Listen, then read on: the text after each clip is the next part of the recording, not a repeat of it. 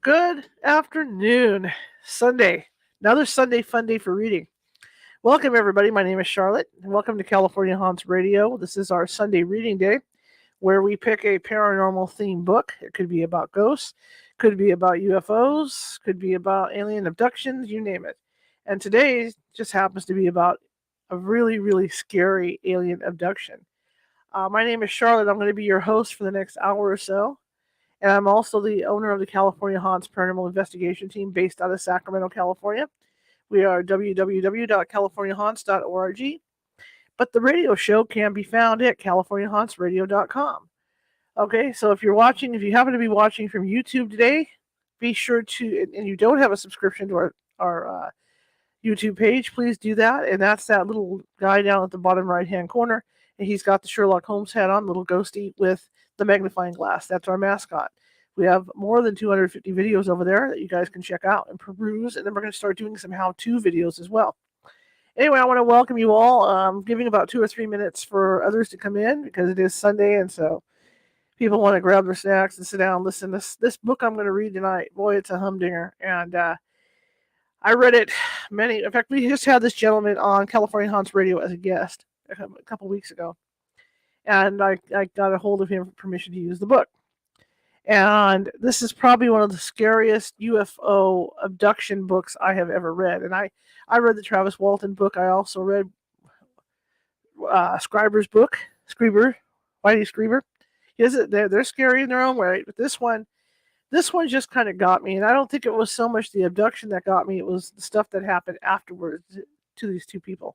So that's what we're going to be reading. And it's probably, from what I'm seeing, it's like a 10-hour read. So we're looking at like, if we do an hour at a time, like we have been, we're looking at like 10 weeks to get through this. But it's a fascinating book. It's also, when we really get really, really deep into it, it's going to keep you up at night. So just an FYI there, So just a little warning. But today is Sunday reading day. I may have to switch to my glasses if I feel like I can't see the type. I've got one contact in because I have an eye ulcer eye scratch or eye ulcer right now. So I'm letting the eye recover. So we'll see if I can do it with one contact in. If not, I might have to switch to my glasses. But I think I made the text big enough that you could see it all the way to New York from California. Anyway, my name is Charlotte, and I'm the owner of the California Haunts Paranormal Investigation Team. We're 35 strong up and down the state of California. We also have people in Oregon, Washington, Nevada, and Hawaii. So we're all over. And the best part is we're nonprofit. We are nonprofit. Technically, we're nonprofit. Okay, we don't take any fees for helping people with their issues if they think they might have ghost haunting or anything like that going on. So yeah, we just do donations. That's all. Okay, we don't charge for our services. So that's what I mean by nonprofit. Okay, because we're not officially a nonprofit organization. We just don't take money to do this stuff. Anyway, I want to welcome everybody here. If you're new, welcome. We do this every Sunday, usually from 6 to 7, where we'll read out of I will read out of a book that is paranormal related in some way. And as I said last week, we finished Anna Maria Manalo's The Way Through the Woods. Great book, great read, and we're going to be reading another one of her books come May or June. We're going to start that after we get done with this book. But I've been thinking about reading this book on the air, and so I got permission from the author to do it, and so we're going to do it. So I'm excited. So hopefully everybody will come in, and I'm going to start reading the press. Okay, you know what? It's been 3 minutes. I see there's some people in the room. Marisa, hey, I can barely make that out, but Marisa's in the room. Marisa's in the house. Okay, and I'm going to another minute here. I'm going to start reading the preface, and we can get started on this book. And like I said, I'll read for about an hour to an hour 15 minutes today, like I do every Sunday, to get this done. I want to give a heads up. Tomorrow, our show, California Haunts Radio, is going to be on at noon Pacific time. That's because the client made a special request. So it's going to be Coriel Kramer, and she is a pet psychic intuitive. And we're going to be talking to her about different ways that you can communicate with your dog or cat or gerbil or whatever it is you have, boa constrictor, python, whatever kind of pet you have. So she's going to talk to us and tell us how we can do that, how we can be more connected to them, and how they're connected to us, like how a pet knows that we might have a sickness like maybe, I'm not saying cancer, but maybe a bad tooth, because I notice my dog will go to that area where I have to have my tooth finally worked on. She will go over there automatically and lick it and sniff. Like she can tell that I have something going on over there. And another dog I had when I had my congestive heart failure and I started out with that, she would lay on my chest. And then if I breathe funny, she'd get higher on my chest. So, animals do know. So we'll be talking about that. Okay, without further ado, we'll see how I do. And like I said, I may have to switch to my glasses if it gets really bad. I don't think it will, but it's blurry right now. But hopefully, hopefully it won't be that bad a deal. Okay, and the reason why my face is white, I look better that way. No, the reason why my face is white is because I am reading off my, that's too big. I am reading off my, I can do it this way to have one word a page. I am reading off my tablet, so okay. So here's the preface. What follows is an incredible true story. If these adjectives seem a contradiction, they are not, because the story I'm about to relate defies both our senses and the reality we share, yet it's absolutely true. This is the author, and his name is Ron. Let's make sure I get it right, because he was on the show. I can't remember off the top of my head. Anyway, I'm losing my mind. Let me go back. Let me get the author here. It's going to be like that today, can't you tell? Oh, I got lots of chapters. Give me a minute here. I'm losing my mind as I get started. Here we go. This is a book by Ron Felber, and it's called The Mojave Incident, inspired by a true story of alien abduction. So here we go. See, it's better to know when I say I, it's not me, right? I'm losing it. It's okay. Lots of chapters. Okay, let's do this again. Remember, Ron Felber's the man here. What follows is an incredible story. If these adjectives seem a contradiction, they're not. Because the story I'm about to relate defies all of our senses and the reality we share. Yet it is absolutely true. In November, let me get this where I want it. In November 1990, while I was on a business trip to California, Paul Moran, a longtime associate, told me about Tom and Elise Gifford and the trauma they endured while in the Mojave Desert some 13 months earlier. It was over dinner and in confidence, because few people knew of what had occurred. Frankly, the Giffords were afraid to tell anyone outside of their immediate family, and Paul and Tom's closest friend, for fear of ridicule. Nonetheless, Paul felt it important that I know. As a writer, the story would be of interest to me, and Paul knew it.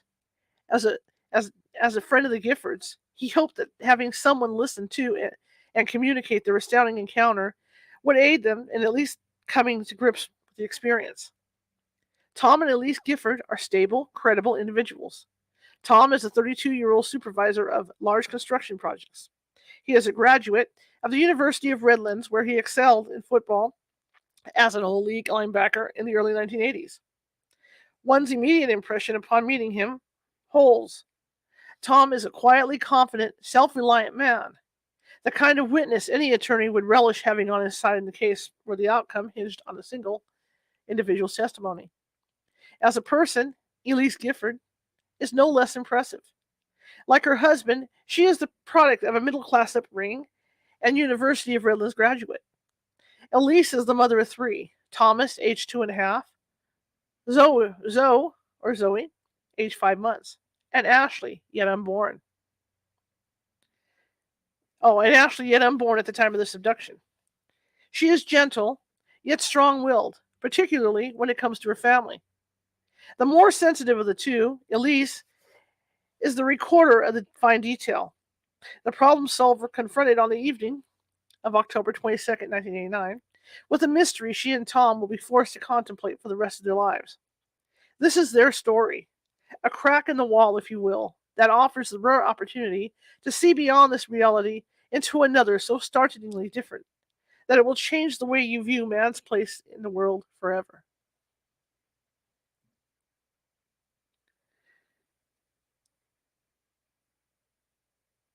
Chapter 1. Okay, it's not chapter 1 yet, but this is Invasion. So, When we first saw them dropping from the night sky, we thought it was some kind of military maneuver, maybe for Operation Desert Storm, but it was too massive even for that. I mean, there were thousands of them falling, then rushing towards us. So I kicked out the campfire, grabbed my gun, and ran into the back of the camper with Elise. Then we sat there, Indian style, waiting, until they came. Thousands of them, thousands of pairs of tiny eyes, red glowing eyes, in the dark around us. Tom Gifford.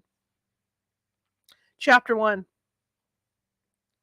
La Mirada, California, October 20th, 1989, 12:20 p.m. The getaway weekend Tom had promised seemed a godsend. Elise was thinking as she vacuumed the wall-to-wall carpeting in their living room. Outside, Tom was packing the 1987 Ford pickup his dad had lent them for the trip. Complete with camper shell, a double bed, and a fully carpeted interior, she was hopeful its conveniences would make their weekend in the Mojave Desert more bearable. Originally, it had started as a hunting trip, an idea she found abhorrent. But now their plans had expanded to include a stop at Sema Dome and sightseeing in Mitchell Caverns. Not exactly a jaunt to the islands, but these days with the kids and Tom's hectic schedule, just getting away together was enough to satisfy her. Besides, they'd be camping at Mid Hills, which Tom knew to be clean and well cared for, so it wouldn't really be roughing it. She flicked off the Electrolux. Her eyes scanned the living room for toys, baby bottles, and Zwieback toast. The artifacts a young mom came to expect after having scoured their four-bedroom ranch-style home for the better part of the morning. Call her the nervous type or just plain conscientious, but she wanted the house to look right. After all, Tom's parents weren't obliged to babysit, and agreeing to take care of the kids for the weekend was a big favor. The least she could do was to see to it that the place was clean, with beds made and dishes done. She bent down to retrieve a transformer Tom had tucked away beneath the coffee table. Elise turned the plastic toy inward so that the spaceship converted into a tiny green monster howling up from the center of her palm. The face was twisted grotesquely. Whether in fierceness or in pain, she could not tell. She studied it for a drawn moment. Why on earth would a silly toy like this seem so strangely significant? She wondered before tossing it into the toy closet in the corner of the room. Tommy, where are you? She called. Elise Gifford padded through the hallway and into the baby's bedroom, looking immediately to the crib where Zoe, their 5-month-old, lay fitfully asleep. Her hair was blonde and her skin fair like Elise's. Her legs and body were long and extended beneath the cotton blanket. Gonna make a fine sprinter someday, Elise reflected in a flash of memories, back to her track days at Chaffee High School, a natural-born runner. The thought had no sooner passed through her mind when she caught sight of Tom Jr. Already a climber at 2.5 years of age, he was on the other side of the crib attempting to scale the guardrail. She rushed across the room in time to catch him, then shook her head at the futility of it all. You little monkey, she scolded, holding his face 6 inches from her own. You were going to pounce on your baby sister, weren't you? She rubbed her nose up against his. He giggled and squirmed. As Elise held him back from her again, staring deep into his crystal blue eyes, for a split second she thought she saw something in them. No, behind them. That caused her pause. Quite unlike his own, these appeared the wise and knowing eyes of a toddler. Not of a toddler, I'm sorry. Not of a toddler, but of an old man. We know one another well, the eyes seemed to be saying. We are the same, you and me, in mind, in body, and soul. These reflections were interrupted by the sound of Tom's heavy footfall as his 6'1", 225-pound frame ambled down the hallway towards Zoe's room. Where the hell are they? He pled in exasperation. Shh, Elise hissed back at him. The baby. He held up his right hand in a gesture of compliance. Sorry, I didn't know she was sleeping. She screwed her eyes to the ceiling, feeling every minute of their 5-year marriage, then gathered Tom Jr. in her arms. Let's see. Okay. Have you called? she asked once they'd entered the hallway. Yeah, I called. There's no answer. She planted Tom Jr. feet first on the carpet, then bent down to tie his shoe. Then they're on their way. There's no need to have a heart attack about it. You'll get you'll get to shoot your deer or buck or whatever it is you're after. I swear, sometimes I think you're more of a little boy than your son. It's a buck, he pouted. The kind of 4-point buck I've been after every year for 15 years out in the Mojave. Tom marched from the hallway into the foyer, then out to the front door. Tom Jr. dawdled after him as Elise watched, still on one knee. Man, she swore quietly to herself. Once outside, Tom walked to the back of the truck and back of the truck in the driveway. He extended the tailgate, reached beyond the gas stove, blankets, and cooler to grab the 7mm Browning Magnum that hung on the rack above the fold-down bed on the camper's right side. He held the weapon up, sight to eye, then took aim. In his mind's eye, he could see the mule deer, near as big as a horse, like he'd seen it 1 week before. Big as it was, tracking the huge animal down and locating it once you did was no easy feat. Its grayish color was indistinguishable from the pinyon pine, shrub pines, and high sand. So much so that more than once he'd heard of hunters suddenly discovering a 300-pound buck not 15 feet from them. It wasn't like that when Ron, his 26-year-old brother, Dad, and he were out in California's high desert near Tabletop Mountain at the opening of hunting season. No. He had the buck all right, not 100 yards off in the distance, poised like a statue on a knoll just north of them. Since he'd found it, it was his shot, his chance to bag a magnificent specimen, huge with a 4-point rack of antlers directly in his gun sight. But he missed. I'm not going to say that word, so he failed. He cursed, letting the weapon fall down to his backside, and he wasn't used to failing. Not in football, where he played first team middle linebacker for the University of Redlands, and not in business, where as a project manager for Southwest Construction, he never missed an opportunity for a sale, always bringing his project in on time and under budget. Hunting was no different. It was determination that paid off in the long run. Tom always liked to say, and he was out to prove. Always paid off in the long run, Tom always liked to say. And he was out to prove it again this weekend. Tom returned the Browning to its rack beneath the shell of the camper. Tom Jr. had climbed under the tailgate and was worming his way through the menagerie of camping equipment. Tom took him into his arms. Your daddy's going to bag that deer, Tommy, he promised. You wait and see. On Monday night, after we come home, the whole family is going to have one hell of a venison dinner. It was then that Tom heard the long-awaited sound of his dad's Chevy Lumina parking curbside. The engine stopped. 2 car doors opened and slammed as Tom Jr. wrestled his way out of his dad's arms and down to the ground. Geez, what took you so long? He called. His dad, whom they called Wolfie because of his white hair and sharp, wolfish features, smiled broadly, proud to display the overspill of paunch that had crept over his beltline during the past couple of years. He collected Tom Jr. into his arms. Barstow's not around the corner, you know. We hit the traffic on I-15. What's the hurry anyway? Easy for you to say, his son joked. All you've got to do is look forward to his babysitting. I'm on my way to bag a 4-pointer. I wish you luck after last week. You deserve it, son. Carol, Tom's mom, came up beside Wolfie. He passed Tom Jr. into her open arms. Tall and thin in contrast to her ex-Marine husband, stout frame, her red hair was cut short in a pixie style that flattered her longish face, my allergies, with high cheekbones and distinctive features. Well, if you do get that buck, make sure he's gutted and cleaned before you bring him home. My God, the mess your father's put me through over the years with his hunting. Elise appeared in the doorway, opening the screen door halfway as Carol near the entrance. Hi, folks. Zoe's asleep. Her formula's in the fridge, and Tom's already eaten lunch. The father and son watched as they disappeared into the foyer. You know, Dad, if it's all the same to you, I'd just as soon get on the road. We're all packed and it's already past noon. Wolfie just nodded, knowing that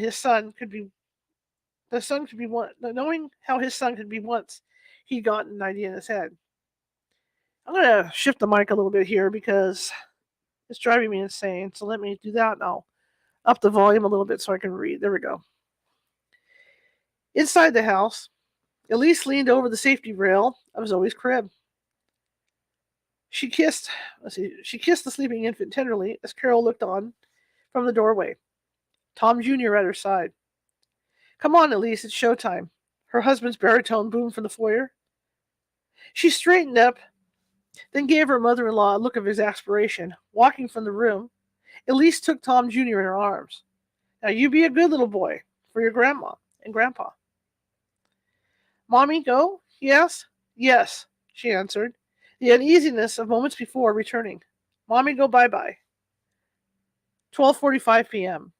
Tom and Elise were all too familiar with the snarls of stop-and-go traffic on the 605 freeway, and like most Southern Californians, had learned to take it in stride. In the forefront of Tom's mind was the freedom this long weekend had come to represent. Shuttling between jobs at the Norwalk State Hospital and ongoing metro rail construction in Long Beach had left him tapped out emotionally. Traffic, budgets, unions, gosh, the list of problems seemed endless.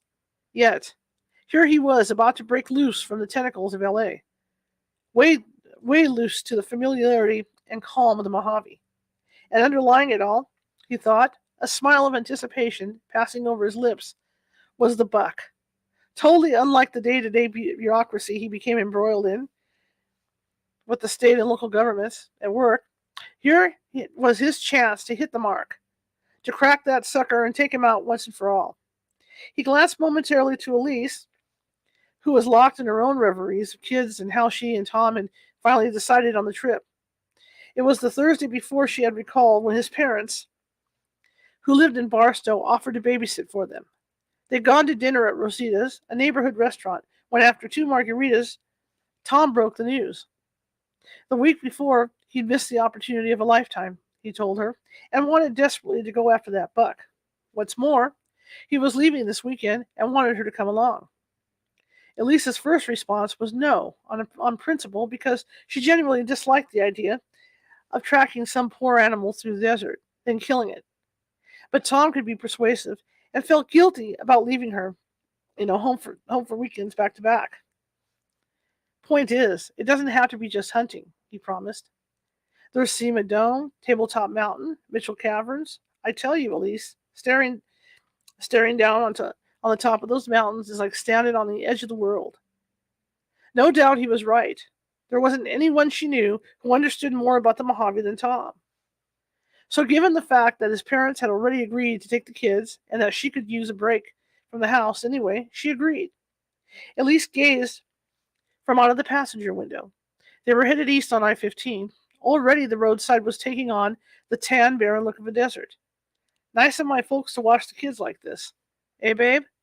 Awful nice, said Elise, stretching her long arms to the truck top and yawning. I just hope they behave, especially Thomas. He's at that age, all right, into everything. Yet. But lately, it's more than that. Something's different. I've been noticing. I'm not sure what. Elise reached behind the front seat and into the cooler for a can of Coke. She pulled open the flip top, then took a sip. You know how close we are? Especially since he was sick with that heart problem? Yeah. Well, you may not believe this, but lately, I can tell what he's thinking. Honest. And you know what else? He can tell what I'm thinking, too. Even before we speak. He looks at me and I know that he understands. We just do it, or get it, with no words exchanged. We just know. Tom took a gulp of soda, then depressed the gas pedal down to the floor as traffic became non-existent. I suppose that most moms feel that way about their kids. No, not like this, Tom. It's deeper than that. It's in his eyes, and just not the same at all with Zoe. Hey, I believe you, Tom clowned, seeing the seriousness in her eyes. Honest, I'm just a guy trying to shoot a deer this weekend. Overspent budgets, town council meetings, clairvoyant kids, all of it 50 miles away and likely to get a lot farther. He bent down to produce a glass jar filled with quarters from beneath the truck seat. But in case you forgot, this is a vacation. I thought we might stop at Whiskey Pete's to try our luck at the slots before we turn in for the night at Mid Hills. The gravity of Elise's concerns seemed to lift like fog in the midday sun. She leaned over to give him a peck on the cheek. Sounds fine to me, she reveled, taking a swig of Coke. Let's take these quarters and go win us some money. The driving time that followed was a period of introspection for both of them. Certainly, there were times during their 5 years together when Elise and Tom wondered if their marriage would last, and it might not have had it not been for Elise's Mormon upbringing and devotion to family. Early along, there were the finances that left them barely able to make their rent each month. Then came baby Thomas and his hospitalization, the loss of Elise's income, and most recently Tom's long hours on the road and at work. These moments of doubt were few and in the long run left them closer than ever. But there were other occasions of equal intensity when both knew they were meant to spend their lives together. The birth of Zoe, 5 months earlier, and the last half year generally was a time like that. Fact is, at this early stage of life, they had it made. Tom's work was demanding, but he'd have it no other way. Tom Jr.'s health was back 100%, and their marriage seemed to have broken through the early hurdles to be tempered, strong, and enduring. Such was their disposition, and they grabbed a late dinner at a steakhouse near Nipton, then crossed the border into Nevada. This was their time to let loose, and they did. Tom swigging at Coors as he played blackjack, and Elise sipping from a Long Island iced tea as she tried her hand at the slots. In the lounge, a country western band blasted Charlie Daniels' Rockabilly, which was just fine with Elise, who loved dance and found Tom was a willing partner. Once he'd won $150 at the table, found Tom as a willing partner. Once he'd won $150 at the tables, listen to music, gamble, and dance till the early morning. Not a bad way for two homebodies to begin 3 days away from the rat race existence of Southern California. By 2 a.m., exhausted and $70 richer, Tom and Elise began their double back from Nevada to the Mid Hills camp, some 90 miles away. Well, we won, didn't we? Elise asked, the excitement of the night still with her. Yeah, we did, Tom answered absently, trying to navigate the fog and rain that shrouded the I-15. Weather sure changed, like that in the desert, especially this time of year. Elise shivered. She folded her arms close to keep warm, peering idly from out the passenger side window as they turned off the highway headed toward the New York mountains. Over the past 4 hours, the temperature had dropped nearly 30 degrees, and the driving wind had picked up, pelting the truck with sand as it knifed through the thick, clinging mist. An eerie chill passed through her as she gazed beyond the rafts of fog to the silhouette of the volcanic formations. They rose up from the desert floor like enormous waves of earth accentuated by an occasional Joshua tree whose spiked branches jutted skyward, like clawing fingers into the night.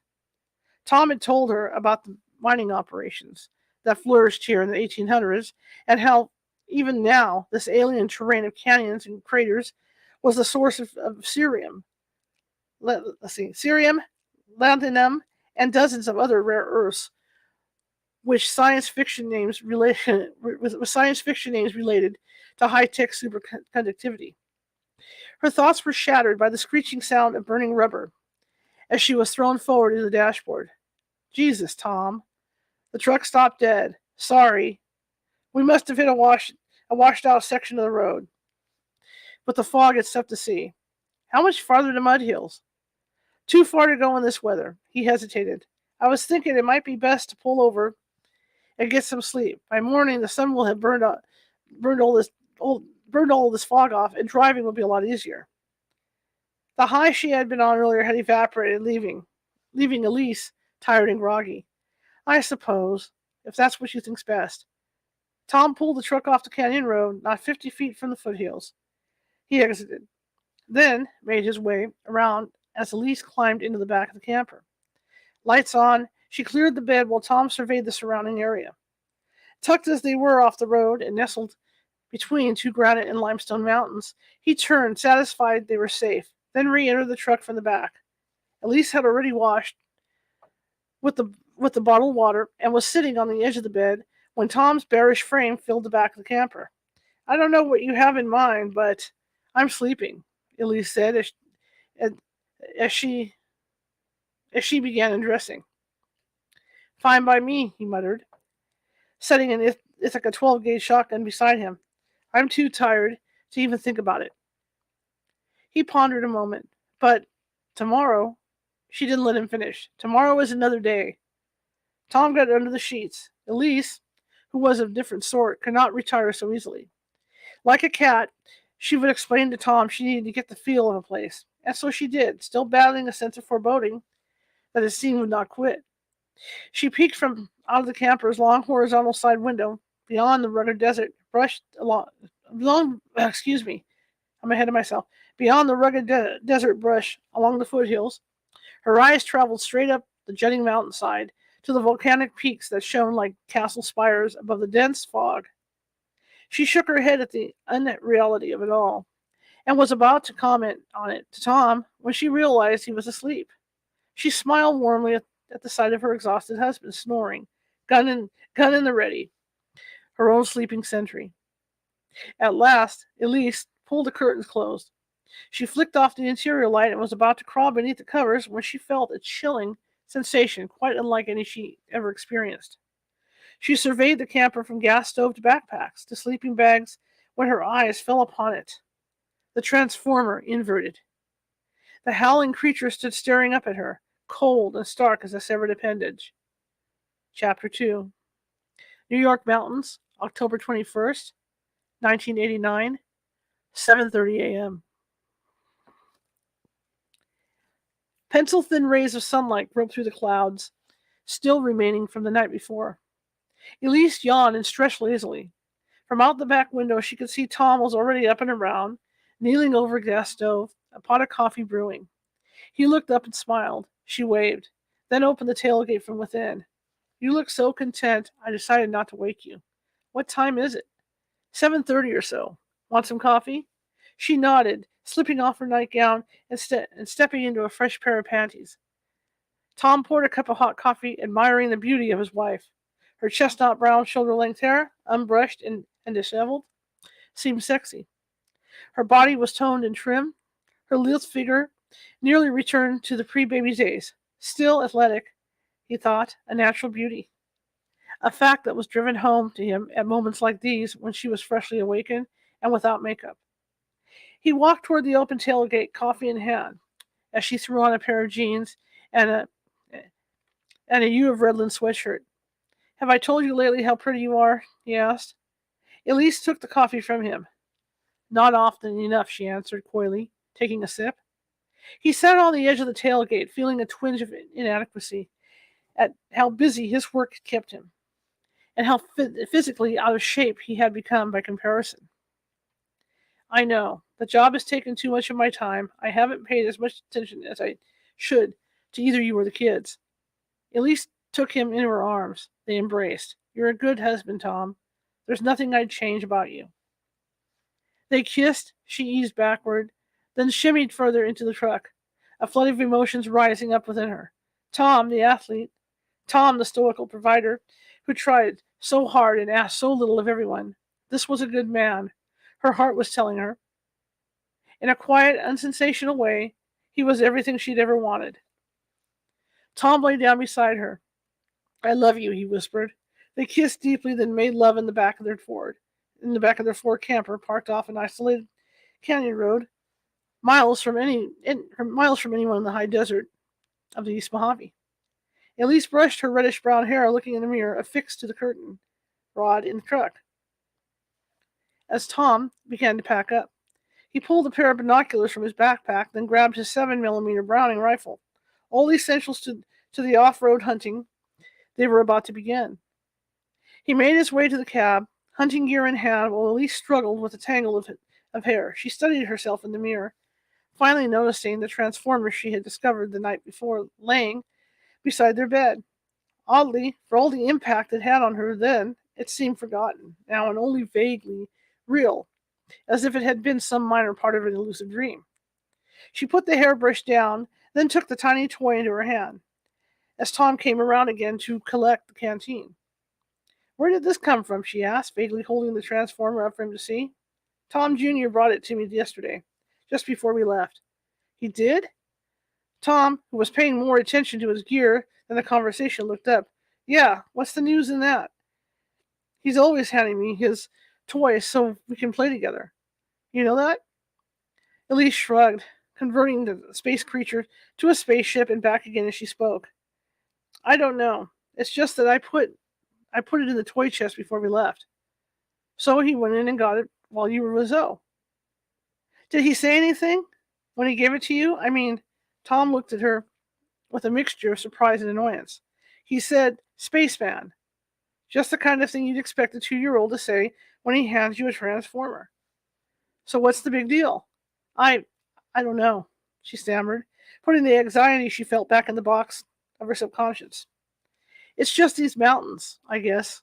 The desert, so far from everything, so strange looking, kind of gives me the creeps." Tom grinned and kissed her on the forehead. "Hey, there's no need to be frightened. You're with the desert rat. The only thing you've got to worry about is what we're going to do with all the venison once I bag that deer I've been telling you about." Elise agreed, the brave trooper.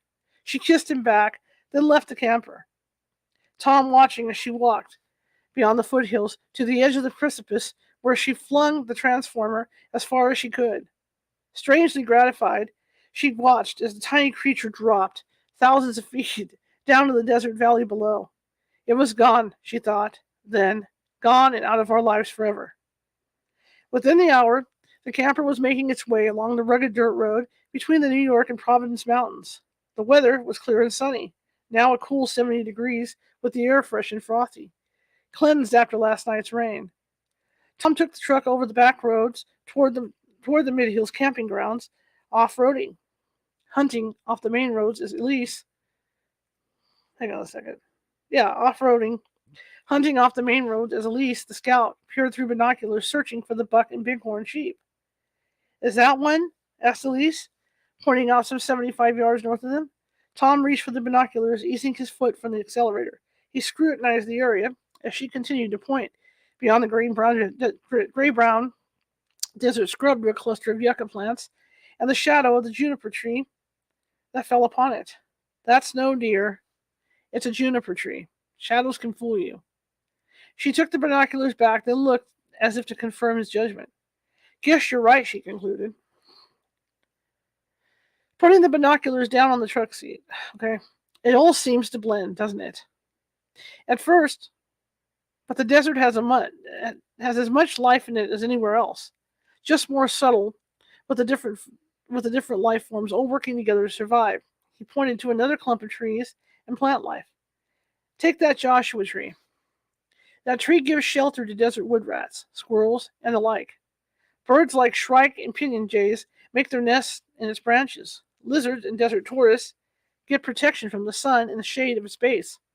Even the yuccas that surround it kick in because yucca moths fertilize the tree's flowers, whose seeds later become its food.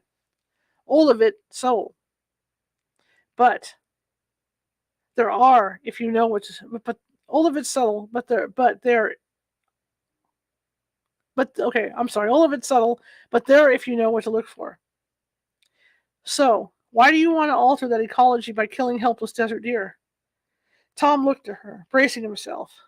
It was a discussion they'd had before. "I've been hunting with my dad since I can remember, Elise. Hunt or be hunted. That's the way it is. On the other hand, maybe we're just as much part of the ecology as any other animal. Maybe hunters are part of what keeps it in balance." "And who hunts us?" she challenged. He reached towards his 7mm Browning, wrapping his fingers around the midpoint of its barrel. "No one," he answered, giving her his best smart-assed grin, "because we've got the brains and the weapons to get them first." The two continued back roading south through the high desert woodlands. honeycombed with abandoned mines and ghost towns, to the basin and range terrain, with its flat-topped peaks and bone-dry riverbeds leading to the Providence Mountains. Occasionally, Tom would stop the truck to hunt on foot, leaving Elise to relax in the back of the camper with a Coke or a cup of coffee. By early afternoon, with the temperature having risen into the 80s, they found themselves near the point of Tom's choosing beyond Mid-Hills and just north of Mitchell Caverns. It's getting hot. Deer tend to be active dawn to noon, then settle down until it cools off around 3 or so. Tom pulled out a desert access guide, spreading it across the front seat. As I see it, we're here, he offered, pointing to an area just off Black Canyon Road. If we head up here toward Fourche Pass, we can have lunch at a place I think you might like. What place? He raised his palms in the air, staving off the inquiry. It's a surprise. With that, they made their way back onto the main road, departing as quickly for a dirt path as rugged and overgrown as any they traveled earlier. Up the Providence Mountains they drove, beyond Fourche Pass, to an elevation of nearly 7,000 feet, where at last they stopped. Tom left the camper carrying a blanket and cooler filled with soda and sandwiches. Elise followed, binoculars hanging from the leather strap around her neck, both ready for some sunshine and a leisurely picnic. Tom walked up ahead of her the final 20 yards, stopping at the brink of what must have been a drop of 5,000 feet or more. He had put the cooler down and was spreading the blanket when Elise arrived. So, what do you think? Unbelievable, she marveled, her Reeboks making a semicircle in the sand as she arced around to view the panoramic of the volcano formations and desert floor that lay before them. It's like the entire Mojave is right here at our feet. I know, he answered excitedly. Out that way, rising up from the ground like an inverted saucer, is a 75-mile volcanic formation called Sima Dome, the most perfect natural sphere in the world. He sidled up next to her, pointing, and just to the west, that is cinder cones. You see those peaks shooting out of the ground like that? They're actually extinct volcanoes. Some of them formed less than 1,000 years ago. She craned her head around to him, still cradled in his arms. What else? Elise asked, impressed. What else do you know? Well, there's more. Like how the East Mojave was formed 150 million years ago, the result of fantastic volcano eruptions. You never know it now, dry as it is, but not so long ago this entire area was covered with rivers and lakes. There's still all kinds of prehistoric fossils around. But then the weather became hotter and drier, and just about everything that was alive shriveled. Darwinian, huh? Darwinian. Survival of the fittest. Exactly, Tom agreed. Most life forms vanished, but not all. The Indians migrated. The plant life, insects, and animals that learned how to change to adapt thrived. It was life, but the life of another kind. Elise handed Tom a sandwich and a Coke, then stood drawing a deep breath as she took in the most dramatic view she had ever seen. Well, you were right about one thing. Being here is like standing on the edge of the world. 1:30 p.m. After lunch, Tom and Elise spent the next 3 hours road hunting, moving in the general direction of the Mid-Hills campground.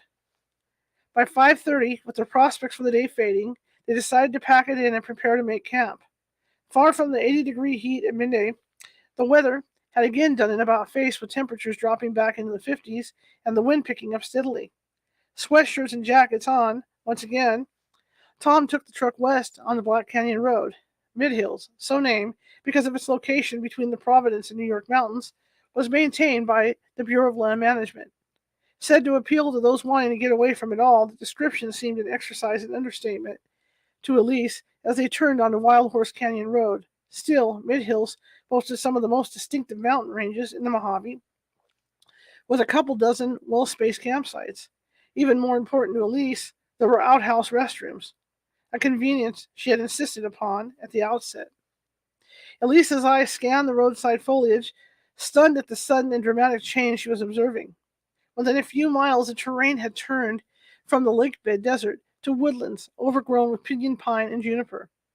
Slowly, the camper wended its way to the crowded campground, where Tom and Elise searched for open spots. Damn, I can't believe it, Tom cursed. I've been coming here for 20 years, and I've never seen it full up like this. Well, it is, Elise was quick to confirm, surveying the 30 or more trucks and campers parked around them. There's not even a bad space available. Son of a, he muttered, catching the sight of a BLM Ranger, then pulling the truck over. He rolled down his side window. Ranger, he called out, gaining his attention. We're down here all the way from L.A. You have anything available? The young bearded man ambled over to the driver's side. Sorry, unusual this time of year, but we don't have a thing. Couldn't fit a bicycle in here tonight. Tom grimaced. He'd blown it. Instead of Whiskey Pete's and road hunting, he should have gotten his butt to Mud Hills first thing, then proceeded from there. Okay, officer. Guess we're on our own. He rolled up his window. Already he faced the reality of their spending another night in the camper without facilities. Now, he had to face Elise. Tom rubbed his palm over his face thoughtfully. Inside him was an anger with himself, but deeper still, a sense of resourcefulness, and yes, even adventure. The place where Wolf Eat Ron and I saw the buck last week is about 20 miles from here, out toward the Tabletop Mountain. It's in a valley bound up by Tabletop and another smaller range. It's not dark yet. If we were to head out that way, it'd make a perfect campsite, and we'd sure have our privacy. Elise guffawed.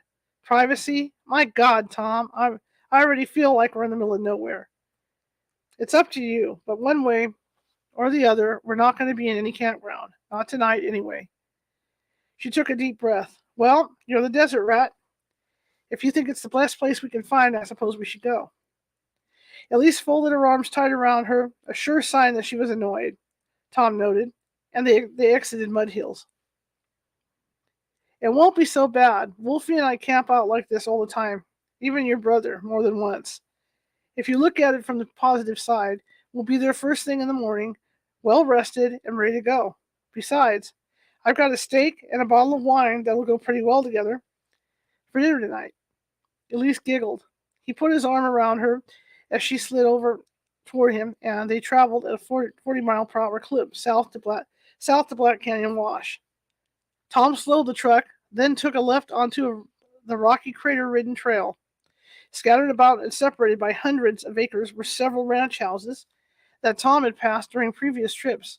But other than those, there was little sign of civilization, except an occasional no trespassing sign posted by recalcitrant landholders. Elise swallowed hard as dust settled in along with the chilling and unrelenting wind. Look, Tom blurted suddenly. See? See them? Out in front of us? Quail. A whole flock of them. He stopped the camper cold in his tracks. What are you doing? Tom plucked his 12-gauge from out of the gun rack behind him. Quail season opened yesterday. I'm going to shoot us some dinner.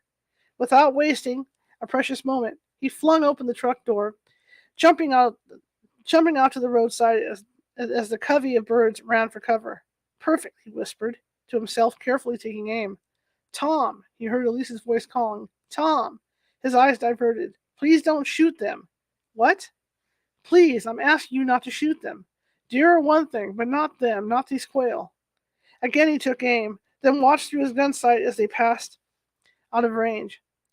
If you don't beat all, he muttered, returning the shotgun to the side and re-entering the truck. Words were few and far between as they crawled along the Black Canyon Wash to a series of unnamed trails leading to Woods Mountain. Are you sure you know where you're going?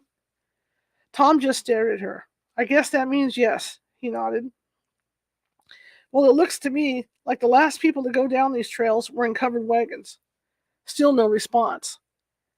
She leaned over and pecked him on the cheek. Thanks for not shooting those poor birds, he grunted.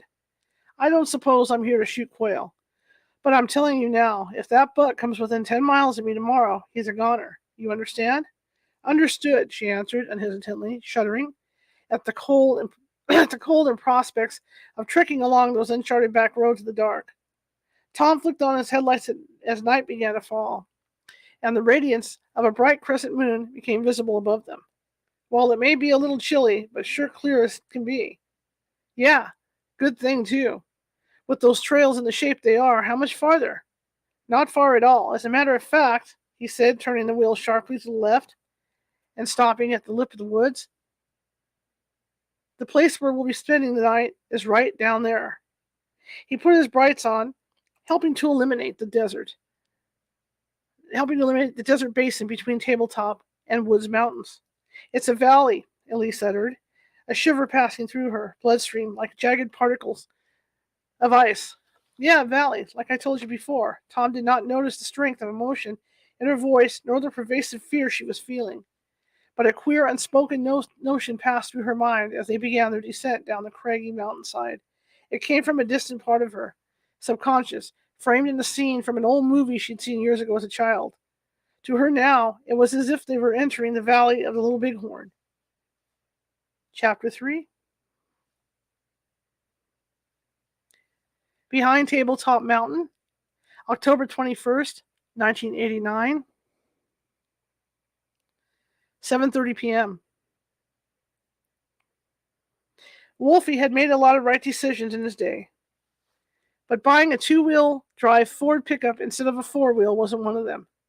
Not only was the truck struggling to make it down the rocky mountainside, but Tom knew he'd need to be especially careful when he reached the canyon base, where, laced among the scabrous desert floor, was a wash of soft silt created by generations of rain and erosion. A trip into one of those would be one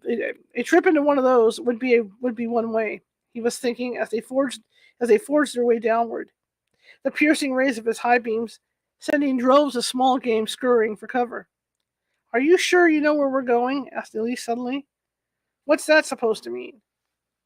Tom navigated the camper through an obstacle course of chaw gardens, sagebrush, and piles of granite rock.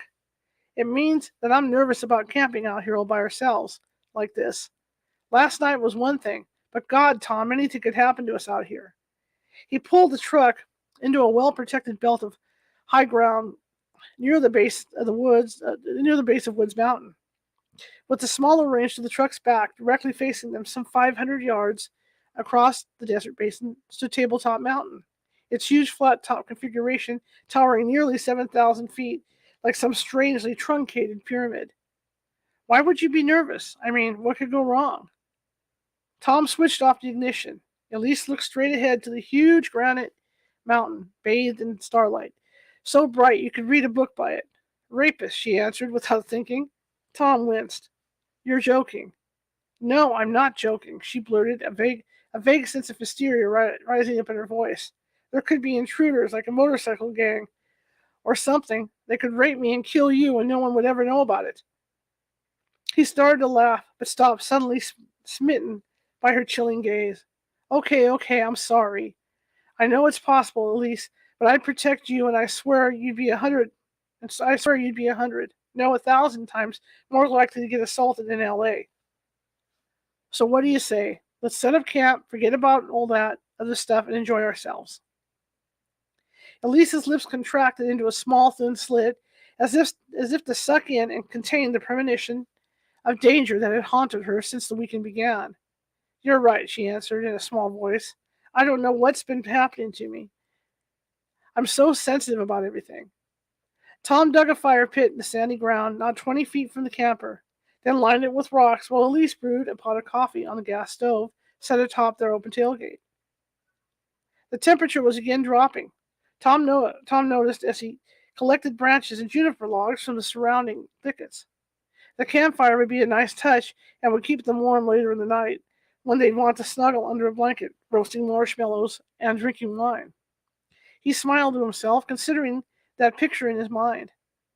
As much as the buck he'd come after, that was the moment he wanted most to capture. He thought then. The two of them huddled together beside a campfire, the desert sky so clear you could see beyond the stars, straight through to the very soul of the universe. The pile of dry kindling and wood burst into flames the moment Tom put a match to it. He admired his handiwork momentarily before making his way to the back of the camper, where Elise had already taken refuge. She sat inside, now wearing a windbreaker, sipping from a steaming cup of coffee. Tom took a container in hand and poured himself a cup. Fire started, and all that's left for you to do is enjoy your coffee. I'll cook up some steak. I'll cook up some steak and beans. Later on, we can roast marshmallows. Elise smiled. You take care of me pretty well, don't you? Damn straight, he shot back, opening a can of beans and emptying it into a pot. So what do you think the kids are doing now? Tom laid the 2 New York strip steaks across an oversized frying pan, sizzling with butter. Well, what time is it? He asked, glancing at the time sportsman. 7:30. I figure Zoe's asleep and Thomas is just driving my parents crazy. Elise chuckled. Probably spoiling him rotten. Ever notice how hyper Tom Jr. is after they watch him? That's because he and Wolfie sit around all day eating ice cream and chocolate together. Yeah, they're like two old pals. I'm not sure whether Wolfie's a bad influence on Tom or if Tom's a bad influence on Wolfie. But they're a pair, all right. He reached inside the camper for a Coleman lantern. Geez, it's dark. Can hardly see what I'm doing. Tom lit the Coleman lantern. He reached to place it atop the camper shell, then paused for an instant to comprehend the odd tingling sensation that crept like a chill up from the base of his spine. All at once, and without apparent cause, he felt that someone was watching. He was about to make a joke of it. Here they were, not another human being within 15 miles, and he felt they were being spied on. Funny, except that he had that same feeling once before, but only once. He remembered. The chilling tingle plied its way through him until his entire body was left quaking in a cold sweat terror. Cautiously, on the precipice of some nightmarish chasm, Tom glanced over his left shoulder. Relief. There was nothing. The base of the mountain. That's all. But then, as if drawn by some sixth sense, his eyes traveled up the sheer mountainside still farther, all the way to the top, stopping at a site that left him falling, tumbling into a bottomless pit of horror. Like an atomic flash, the memory of a 1975 sighting erupted. It had happened 14 years earlier while vacationing with his parents at Lake Mojave. But in that instant, the entire experience returned to him in a tidal wave of sensation. The cut on his face smarting, the pounding of his heart like a time bomb set against his ribcage, the frantic race to the safety of his parents' campsite, young Keith's panic and his own raging terror. He had seen that light, that object before. 30 feet in diameter, pulsating, its brilliance, a radiance that eliminated his most unsettling dreams and deepest subconscious fears since childhood. He did a double take. He felt it and it sensed him because the instant his eyes fell upon it, the object dropped behind the mountain, attempting to hide from him. Tom? Tom, what's the matter? The steaks, they're burning. He fumbled ineptly with the frying pan, his hands clumsy as tenterhooks, nearly knocking it off the stovetop. Nothing. He turned the steaks over. A falling star is all. I just saw it. I just was watching it. You sure you're okay? Elise puzzled over his sudden look of distress, even as Tom worried about her. He'd say nothing of it. Pretend everything was normal. How could he do otherwise? Through some extraordinary intuition, she was already petrified of what might happen. Why else would something so harmless as Tom Jr.'s transformer bother her? And what about the morbid fear of rape and murder and the rest?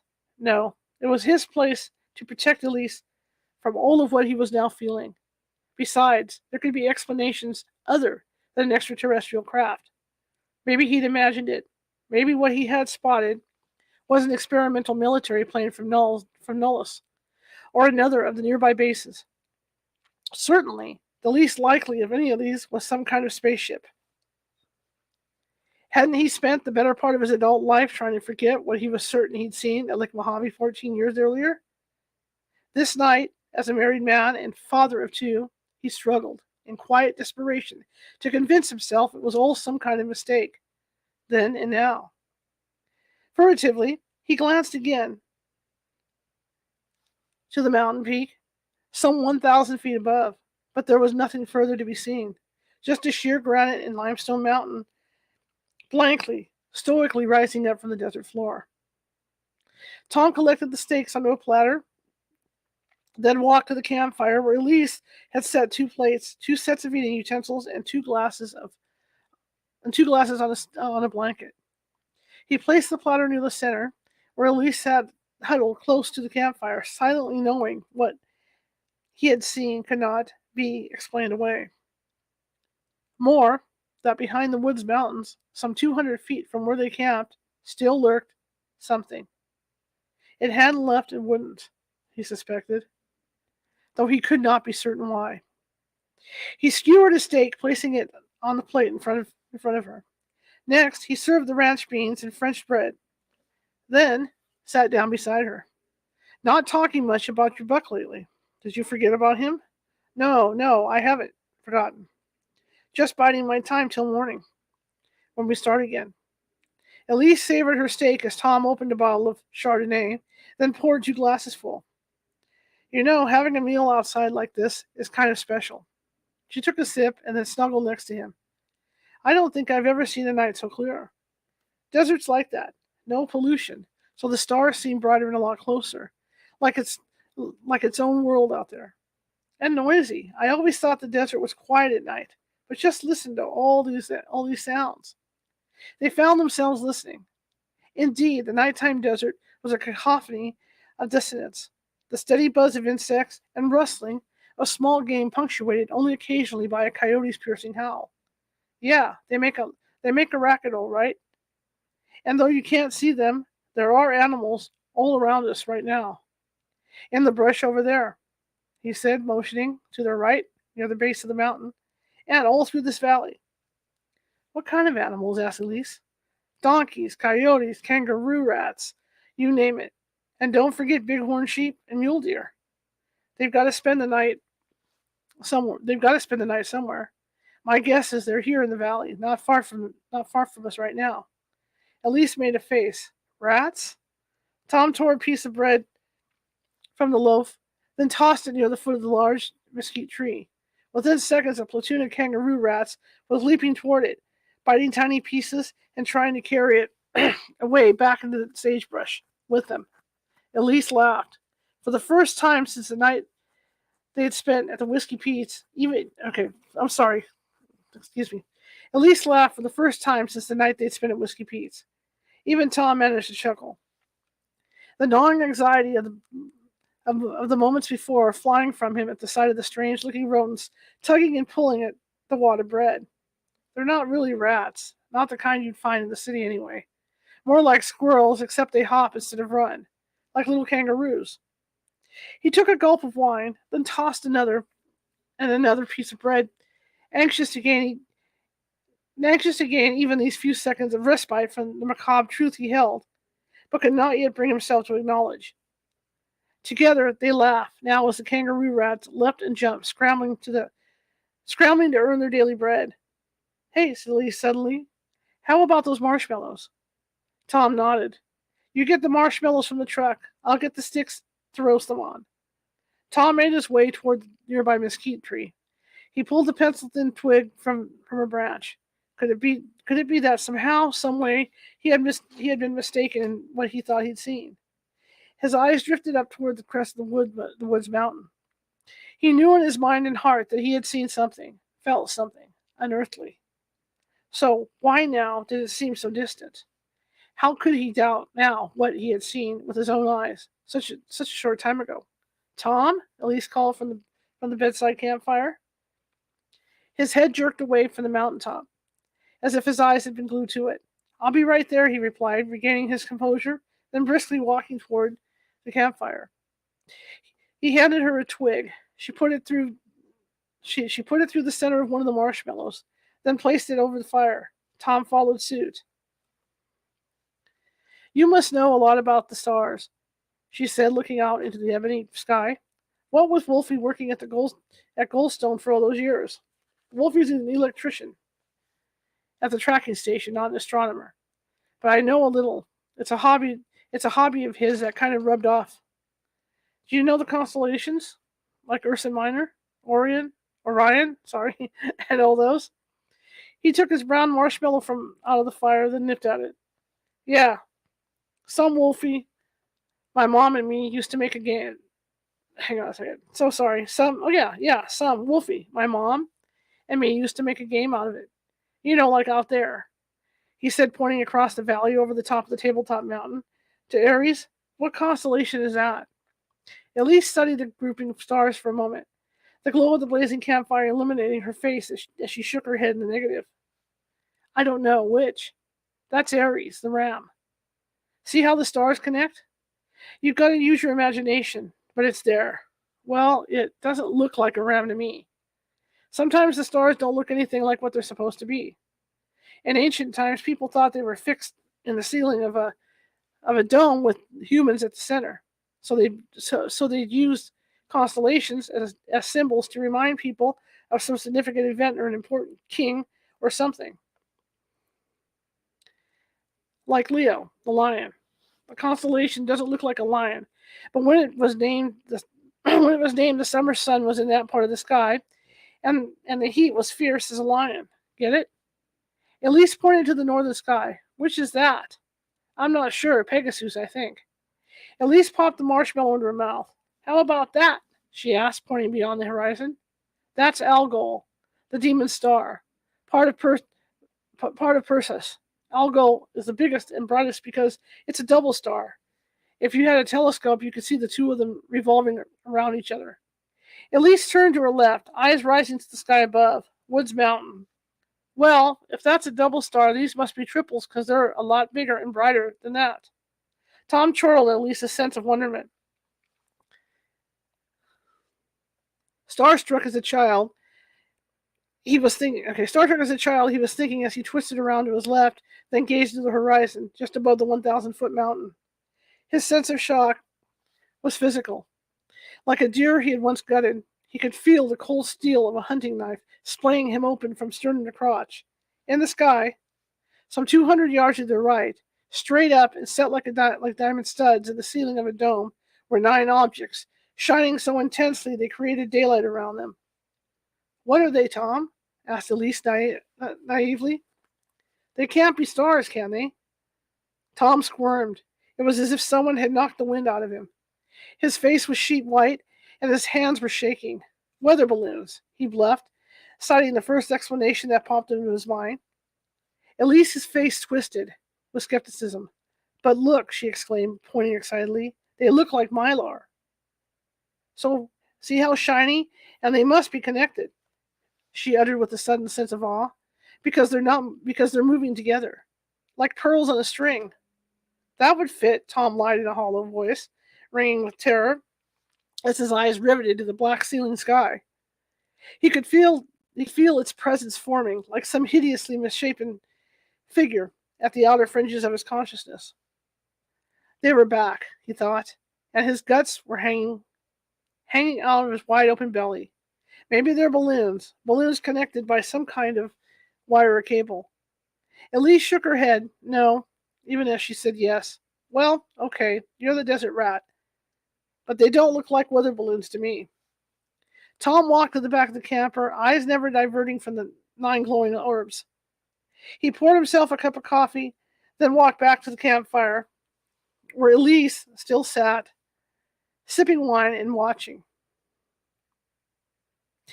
We could stop there at 7:08, or we could continue and finish the chapter. I don't know what anybody wants to do.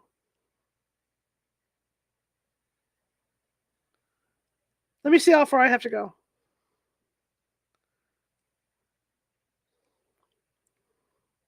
Okay, I'm going to stop there, and we'll continue with this next week, because it is 7:08, and I know people, it's Sunday, people got kids to get to school and stuff. So that's the first hour of reading for this book. Next week, I'll be sure to read my glasses if I don't have my full contacts, because that was kind of awkward for me and probably for you too. But I want to thank everybody for coming tonight, and we will continue from this point next Sunday night at 6 p.m.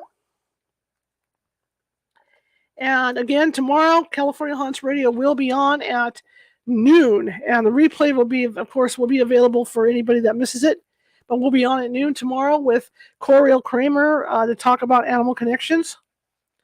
And again, I want to thank you. If you're watching from YouTube, please subscribe.